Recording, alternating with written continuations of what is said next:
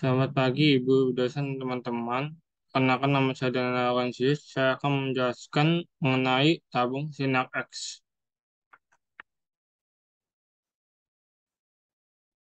Nah, di sini di gambar tabung sinar X ini terdapat berbagai me- komponen yang terdapat dalam sinar X. Contohnya cooling mechanism, anoda, diagram, water filter, katoda, glass envelope, filament and electron coat, vacuum, tungsten target, dan copper stem.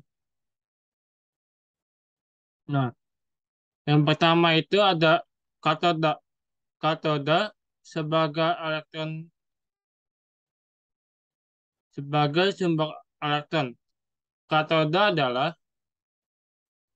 elektron negatif pada tabung sinar X yang terdiri dari struktur logam yang berfungsi sebagai sumber elektron dan memfokuskan bekas elektron yang meninggalkan filamen. Yang kedua itu ada filamen pemanas. Filamen pemanas terbuat dari bahan tungsten yang berfungsi sebagai pemanas katoda, di mana filamen yang terbuat dari kawat tungsten ini dapat menahan panas yang sangat tinggi, yang mencapai atau melebihi 2000 derajat Celcius, berbentuk kumparan spiral, sehingga permukaan luar yang memancarkan elektron lebih besar.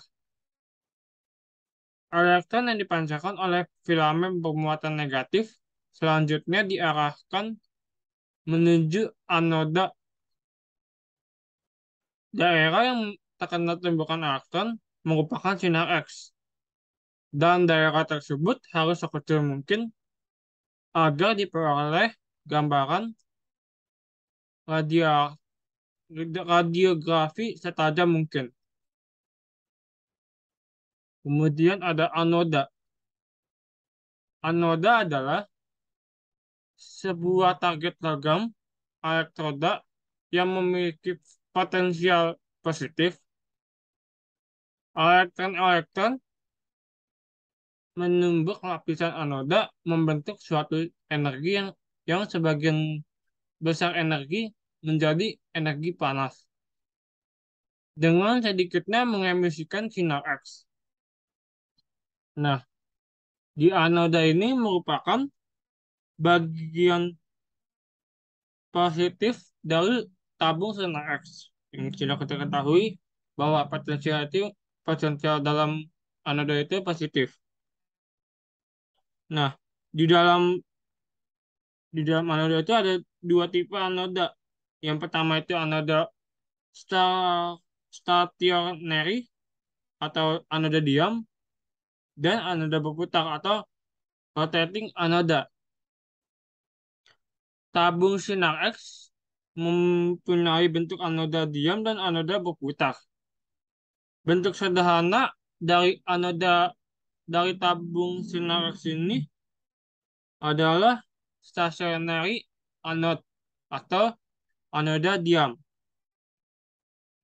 Anoda ini terbuat dari tungsten yang ditempelkan pada blok tembaga pada anoda. Anoda mempunyai tiga fungsi dalam tabung sinar X. Fungsi pertama itu memancarkan, menerima pancaran elektron dari katoda, menginduksikan elektron tersebut melalui tabung yang dihubungkan kabel dan kembali pada bagian tegangan tinggi tabung dari pesawat sinar X tadi. Yang kedua itu sebagai support mekanik dan dari target. Yang ketiga itu sebagai radia, radiator suhu yang baik.